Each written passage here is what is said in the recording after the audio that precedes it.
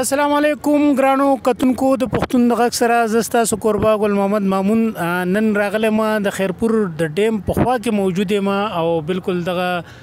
د خیرپور ډیم دی د خیرپور ډیم به تاسو په نورو داسې ویډیوګانو کې هم کتلی وي خو یقینا نننۍ چې کوم ویډیو موږ ستاسو لپاره کړی ده نو هغه هم ډېره په زړه پورې به وي او کتل به یې چې کوم دی هغه نه هېروئ جی بالکل د پښتو ټپه ده وایي څوک پر رضا د ملک نیزي او یا ډېر غریب شي یا د یار د لاسه ځینه جی بالکل دغه د هریپور علاقه د خانپور او خانپور چې کوم دی د خانپور کې دغه ډیم چې کوم دی دا ډیم په 1988 کې چې کوم دی دلته کې په دې باندې کار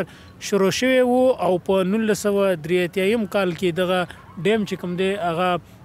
مکمل شوی وو جی بالکل ټپه مې راته دې پورې وکړه چې دغه علاقه چې کوم دا مخامخ که تاسو ګورئ د غره په دې لمنه کې کلي آباد دي او دغه کلي چې کوم دي نو دغه د دې غره د لمنې سره سره داسې بالکل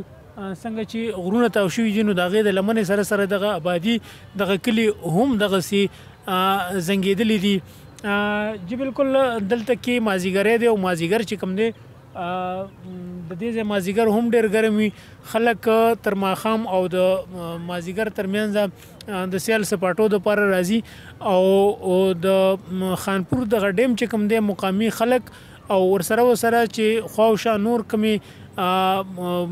اوسیدونکي علاقې دي کلي دي د هغه ځایونو هم خلک چې کوم دی دلته کې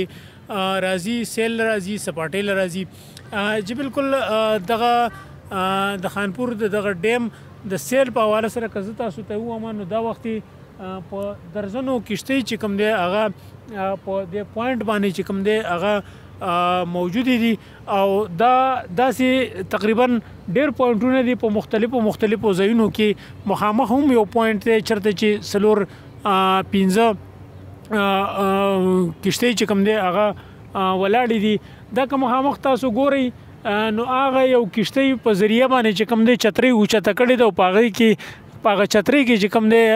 کس اوچت کړی دی او دغه کشتۍ چې کوم ده په دغه سمندر کې ګرځي او هغه کس په چترۍ کې په هوا کې اویزان وي او دغه تر څه ځای پورې دغه کېږي او د دغه زما په خیال 300-400 روپۍ دغه یو چکر چې کوم دی هغه د یو سړي اخلي جی بالکل که زه تاسو ته ووایم نو د دغه کلو په حواله سره او د کلو کې چې څومره آبادي ده د هغې په حواله سره یقینا د دې ځای دا چې کوم د کشتیبانان دي دا به مقامي وي خو آبادي ډېره زیاته ده نو نه ګڼم چېره د دې خلکو په آمدن باندې دا پوره کلی چې کوم دی یا دا پوره علاقه چې کوم دی هغه آباده وي او وساتلی شي جی بالکل څنګه چې ما تاسو ته ویلي چې د دې ځای دا ډیم چې کوم دی د دې خوبصورتي چې کوم ده او د دې ښایست چې کوم دی نو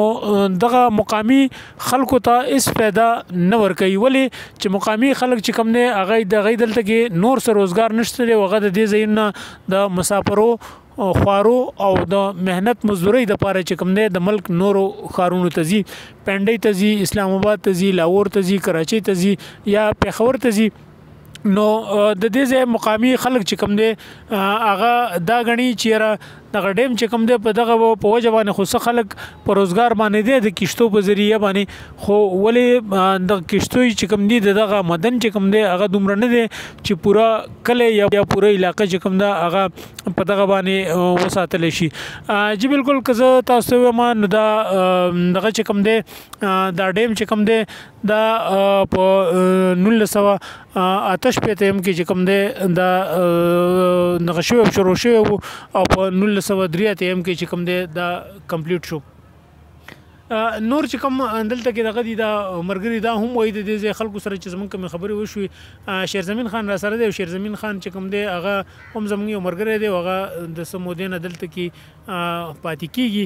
نو د دې ډیم ته پیدل ځي راځي نو د هغه وینا دا ده چې دلته کې په روژه کې او بیا خاص کر په د روژه ماتي چې کوم ټایم دی نو په هغه ټایم کې دلته کې ډېر زیات رش وي خلک د خپلو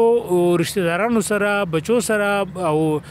فیملیانې چې کوم دي او یارانو دوستانو سره دلته کې راځي روژه ماتي کوي او د ژوند نه خوند اخلي جی بالکل دغه ډیم چې کوم دی نو دغه ډېر غټ ډیم دی په 13 کال کې چې کوم دی په دې کې یو ماشوم هم د یو بوټ نه غورځېدلی و دغه سیدا څنګه د ماشومان چې روان دي په سپیډ کې نو هغه هم دغسې غورځېدلی و بیا هغه په حق رسېدلی و نو دلته کې چې کوم دی خلک راځي او دغه سیرونه کوي او خپلو فیملیانو سره نو ښایست دی ښکلا ده او غرونه دي ډیم دی او مازیګری دی نو یقینا چې داسې ورځې چېرته په ژوند کې کله نه کله راځي او دغه مقامي خلک خو دلته کې دی موږ دا ګڼو چې دا به ډېر زیات خوشحاله وي خو ولې څنګه چې ما تاسو ته ویلي چې دې ځای آمدن هغه نه دی چې دا خلک وساتلی شي جی بالکل نو دغه مازیګری